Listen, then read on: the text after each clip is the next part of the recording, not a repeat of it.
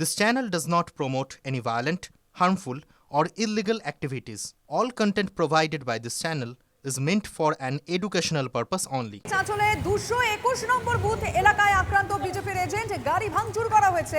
তৃণমূলের বিরুদ্ধে হামলার অভিযোগ, গুরুতর আহত অবস্থায় উদ্ধার করে চাঁচল সুপার স্পেশালিটি হাসপাতালে ভর্তি করা হয়। অভিযোগ অস্বীকার করছে তৃণমূল কংগ্রেস। মাত্রই ওখান থেকে আমাদের এক ভোটার বললো যে আমাদেরকে, আমি বললাম কী হয়েছে, তো বললো যে বাধা দিচ্ছে আমাদেরকে। তো আমি বললাম তোমরা সাহসিকতার সঙ্গে ভোট দাও। বলছি কে, আমি বললাম কে বাধা দিচ্ছে, তো কি একটা সাইদুল না কি নাম বললো, ওরই যেসব সাঙ্গপাঙ্গাগুলো ছিল, যারা চেনে না আমাকে, তারা আমাকে ধাক্কাধাক্কি আরম্ভ করলো। আচ্ছা, এই শহীদুল কোন দল করে? টিএমসি করে। টিএমসি করে। টিএমসি শহীদুল কি আমাকে কোনো অ্যাটাক করেনি, ওরই যেসব লোকগুলো ছিল, সব ছেলেপেলেগুলো, ইয়াং ছেলেপেলেগুলো সব। আচ্ছা, অ্যাটাকটা কে করেছে? টিএমসি। টিএমসি ধাক্কাধাক্কি করছে, ঘুষি মেরেছে, হ্যাঁ ঘুষি মেরেছে, লাত মেরেছে। সেটা আমি যখন উঠছি তখন আমাকে আবার ভেতর থেকে চালানো ঘুষি। তারপরে আমার গাড়ির কাঁচ পেছনে সে কাঁচগুলো ছড়িয়ে এসে আমার গায়ে সব, আমি সব জেহেতে ফেলেছি, সব কাঁচ আমার সারা সরিয়ে দেয় আমার।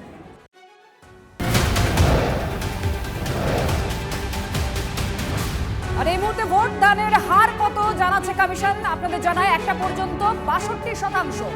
বুথ জ্যাম, ছাপ্পা রক্তপাতের এই সমস্ত অভিযোগ অনেকটা কম।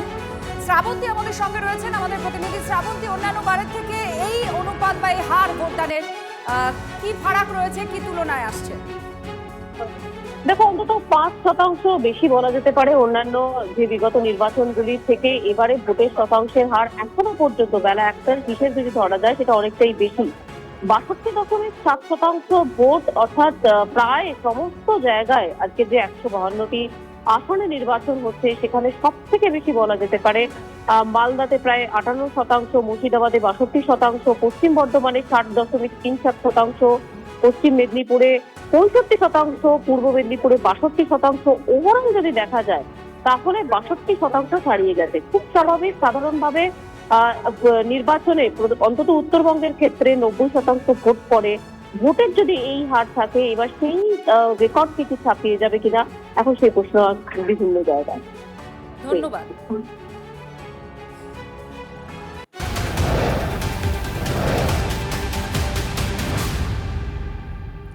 কুমারগঞ্জের পর যদি আমরা কোথাও দেখি সকাল থেকে একেবারে দফায় দফায় অশান্তি চোখে পড়ছে, তাহলে সেটা নওদা, মুর্শিদাবাদের নওদা। আমরা কুমারগঞ্জে দেখলাম যখন অশান্তি হলো সেখানে কেন্দ্রীয় বাহিনী দেখা পাওয়া যায়নি, কিন্তু মুর্শিদাবাদ যেখানে সব থেকে বেশি কিনা কেন্দ্রীয় বাহিনী মোতায়েন করা হয়েছে, সেই মুর্শিদাবাদের নওদায় বারংবার রণক্ষেত্রের চেহারা নেয়।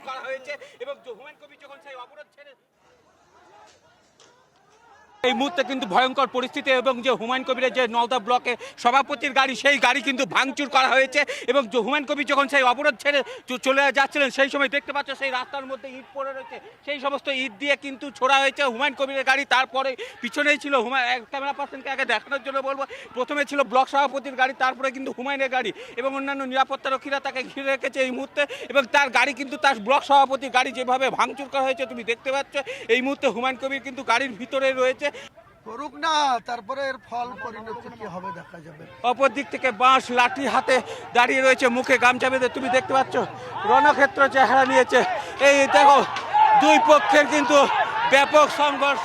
তুমি এই মুহূর্তে দেখতে পাচ্ছ যে হুমায়ুন কবিরের অনুগামী যারা রয়েছে তারাও কিন্তু ছুটতে শুরু করেছে। একদম রণক্ষেত্র চেহারা নওদায়, হুমায়ুন কবির এবং দুই পক্ষের অনুগামীদের মধ্যে রণক্ষেত্র চেহারা এই মুহূর্তে নওদা বিধানসভা এলাকায়। দেখতে পাচ্ছ যে হুমায়ুন কবির অনুগামীরা তারাও কিন্তু ইট ছুটছে, অপর দিক থেকেও কিন্তু ইট ছুড়ে চলে আসছে। দেশের পক্ষ থেকে লাঠিচার্জ করা হচ্ছে, কেন্দ্র বাহিনী লাঠিচার্জ করছে।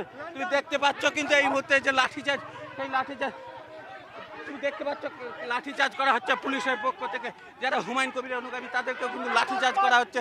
এই মুহূর্তে কিন্তু পুলিশ ব্যাপক পরিমাণে, যে অতিরিক্ত পুলিশ সুপার মাজিদ খানের নেতৃত্বে সেই কিন্তু লাঠিচার্জ করা হচ্ছে। এই মুহূর্তে কিন্তু চরম উত্তেজনা পরিস্থিতি, রাস্তায় কিন্তু পড়ে রয়েছে সেই সমস্ত ইট।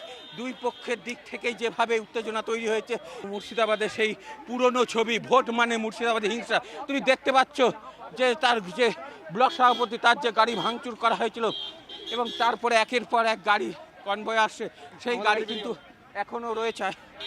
তুমি দেখতে পাচ্ছ যে যে অবস্থা তৈরি হয়েছিল, সেই ব্লক সভাপতির গাড়ি এখনো কিন্তু ইট পড়ে রয়েছে। দাদা, গাড়ি কে ভাঙলো? তৃণমূলের ব্লক সভাপতি। তুমি তুমি দেখতে পাচ্ছ যে ভয়ঙ্কর পরিস্থিতি সেই ভাঙা গাড়ি, এবং অপর দিক থেকে কিন্তু পুলিশ তারা কিন্তু আসছে। আপনার গাড়ি ভাঙচুর করা হলো সামনে, করুক না, তারপরে এর ফল পরিণতি কি হবে দেখা যাবে।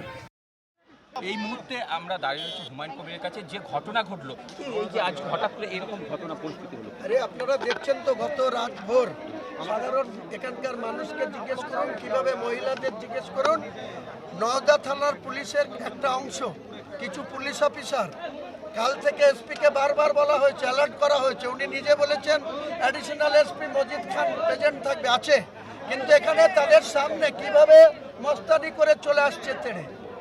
আমি তো আমার রুলস মেনে, আমার পারমিশন নেওয়া গাড়ি, আমার দুটো সিকিউরিটির গাড়ি আর আমার একটা পারমিশন করা গাড়ি ইলেকশন কমিশনে নিয়ে এখানে এসেছি, আর সে কীভাবে এখানে মস্তান বাহিনী নিয়ে এসে আমার উপরে চড়াও হচ্ছে। পুলিশ আগে তাদের রাস্তা থেকে হটাতে পারছে না, আমার লোকদেরকে এখানে রুখছে। এটা পুলিশ ন্যাকেটলি দালালি করছে।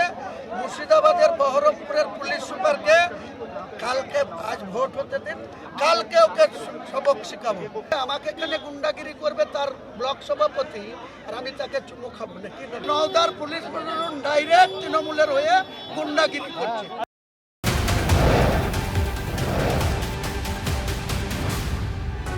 দফায় দফায় অগ্নিগর্ভ নওদা, হুমায়ুনের কনভয়ের গাড়ি ভাঙচুর, আজপুর তৃণমূল লাঠালাঠি, রিপোর্ট তলব কমিশন। এই মুহূর্তে কিন্তু ভয়ঙ্কর পরিস্থিতি